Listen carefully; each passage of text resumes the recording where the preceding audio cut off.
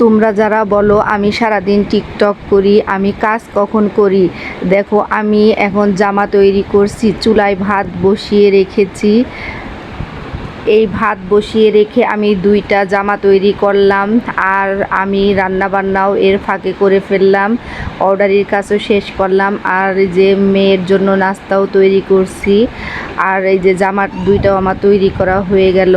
এখন আমি এই জামা তৈরি করার শেষে আমি যে কাজগুলো আছে করব। তোমরা যারা আমার নিয়ে সমালোচনা করো তারা একটু মন দিয়ে দেখে নাও আমি এই একই কাজের মধ্যে কত কিছু করি।